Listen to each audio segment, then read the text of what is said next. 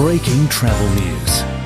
Travel Talk with Phil Blizzard, talking to industry experts and decision makers. Travel Talk Part 2, welcome back with myself, Phil Blizzard, and Gerald Lawless, President and CEO of the Jumeirah Group. So the pipeline, the future development, expansion of the group. Let's start off here in Dubai because there's a new development taking place next door. Yes, indeed. We have the new development of the extension of the Medina Jumeirah. At the moment we're calling it MJ4, but we will soon announce the actual name. And this will be a beautiful project, a really lovely hotel. 435 bedrooms, all sea facing, minimum size 50 to 55 square meters.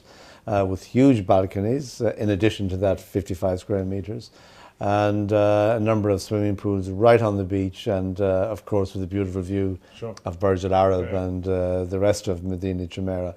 So that is slated to open in, say, Q2 of 2016, and we're working very effectively on that at the moment and believe that we're well on schedule to achieve that target date. So that's the new development, MG4 at the moment, you're saying. So what else in Dubai before we move across the region? A few more to be announced, but still a little bit secretive about that, and so we'll have to wait. But yes, there will be more. There will be certainly, overall we've got about 26 hotels in our pipeline. And I think not so much 15, but certainly 16, 17 and 18 will be extremely busy in terms of openings. I look forward to it because it's going to be fun and definitely moving in a very dynamic way.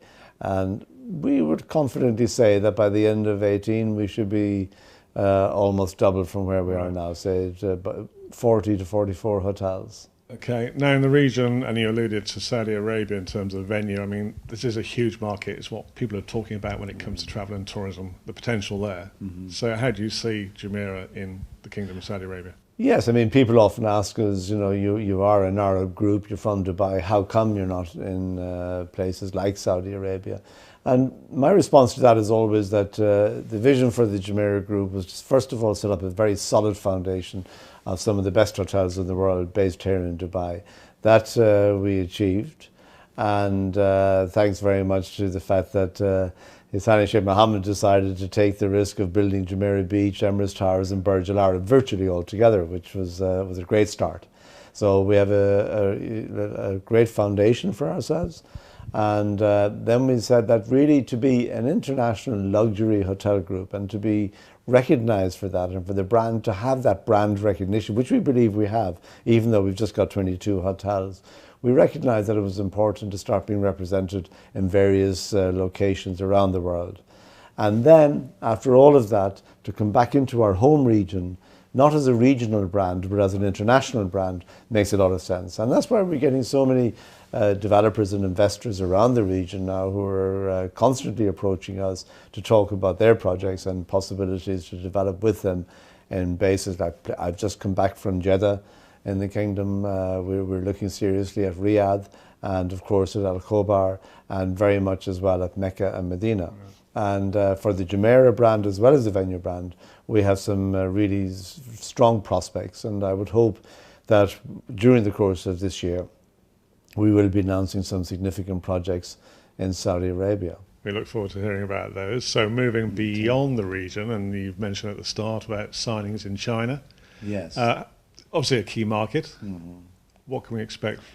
Well, we have one hotel, the Jumeirah Himalayas in Shanghai, is already now in operation and working very successfully for us there on the Pudong side of the river.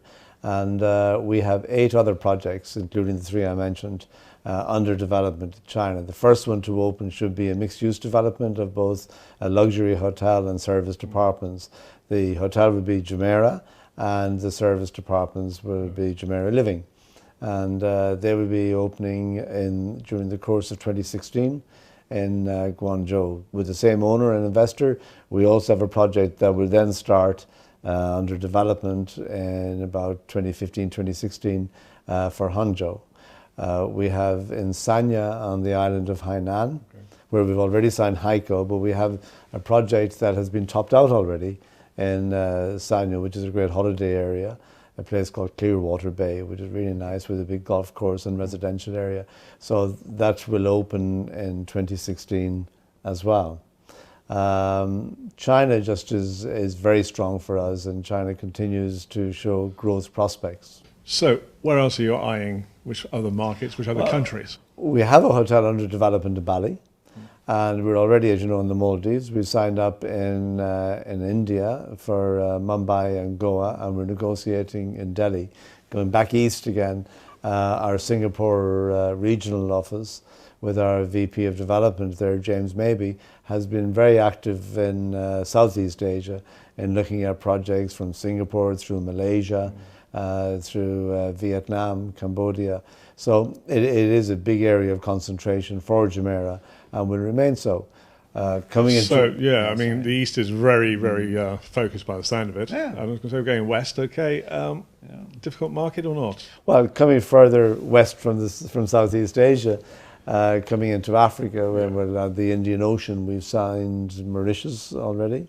And we are very interested in Africa generally, I would have to say, north, west, south, and east, if you look at it that way. And I think, I was at a conference in Abuja, Nigeria, and I know there's a lot of talk about the difficulties, the controversies they have coming out of there at the moment.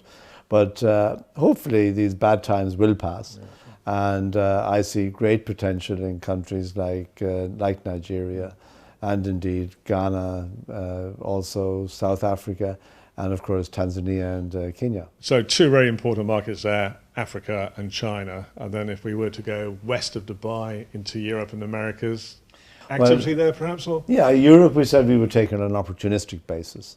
And actually that's working very well for us, because we're getting a lot of people coming to us saying that they would like to talk to us about hotel development. We're already, Istanbul straddling Europe and Asia. But we're already in Istanbul, we're in Frankfurt, on the island of Mallorca in Spain.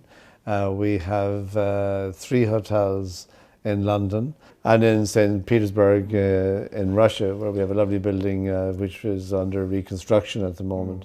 So I would say during the course of 2015, we'll be looking forward to some more announcements within the continent of Europe. When it comes to the Western Atlantic, to the United States, we will hold for another year or two on that before we adjust our strategy to consider going into the States. I think we have a lot on our plate at the moment. I was going to say, it sounds like you've got plenty to be getting on with what you've alluded to so far. Yeah, indeed we have, but at the same time, I think as an international hotel operator, we have to be just that, and we have to look internationally as well. Coming back now to Dubai, where we are, a couple of things, Expo 2020, but before that, changes in trends. I know at the moment it's like school holidays for people in the UK and Europe, so that is obviously good for hoteliers here, but there's been a bit of a downturn with people coming into Dubai from Russia because of the financial situation there. Yeah. What's been the key changes you've observed in the last 12 months? Well, I wouldn't say in the 12 months. I think that these various crises that have hit have been very much in the last 6 months, say. And if you look at the Western European situation, the euro has depreciated, particularly against our currency being pegged to the dollar, following the crisis in Greece and the fact that actually the euro crisis is not over yet. And so we'll have to see what happens there, because that takes some spending power out of a very important market, Western Europe. Then you look at the ruble in Russia, and I think that's been the most significant change. But interestingly, we saw it coming, and we saw it coming very strongly, coming towards Christmas and the New Year, Christmas of 2015 and of 2014, and the New Year of 2015. But what happened was that we managed to divert a lot of our availability into the British market, and the British market typically couldn't always get access to the hotels right over the Christmas period because it's booked out with, say, Russian business. Okay. This year we managed to open it up in time to the British business, and actually we filled from an earlier date. We filled from about the 20th of December rather than from the 24th, 25th of December, which was extremely beneficial for us. Then we had just a small downturn in the first 10 days of January, where we looked at in single digits, about 6%. which was well made up in terms of the average room rates that we achieved. And maybe that's a reflection of the type of Russian business that the Jumeirah Group has, because the high-end luxury market was not so affected by the depreciation of the Russian currency. And somehow, as always in Dubai, one door closes, another door opens. And we're looking at the Chinese market, and now with the Chinese New Year, we've been booked out for quite some time with the Chinese New Year. So yes, I think it's steady as she goes. We're very satisfied with, we're pretty well close to being on target for the first quarter. And certainly the meetings, incentives, conferences and exhibition market, wow, that's been fantastic. And that's something that's really driven the business into Dubai. So it's been a turnaround on that side of it has been, absolutely. Also, I think that in fairness, the Dubai Tourism Commerce Marketing saw this happening early as well. They agreed with the industry, and we always work closely with them, that they would promote very strongly in Russia. And I really believe that it's important to continue servicing the Russian market, and also that the amount of promotion that's going on for Dubai in all our various source markets, China, Europe, UK, full marks to the DTCM for continuing to push in that regard, and it's definitely paying dividends. Okay, interesting insight there. And to finish off, Expo 2020. Hugely important for Dubai, the region, but what's going to be the impact for Jumeirah Group? Well, it's hugely important for Dubai, for the region, for all of us. It gives us a focus very much out there. 2020, unfortunately, is not far away, and will come around very, very quickly, 5 years. And I think that the opportunity that we have within Dubai, within the industry, all of the opportunities really, truly are immense. Certainly for development of the brand, the venue brand, the Jumeirah Stay Different brand. I think we'll continue to grow. For our restaurants, we have incredible opportunity to be able to develop that. I also see that the actual location is great. It's straddling the border almost, so it's between UAE. It is a UAE Dubai project.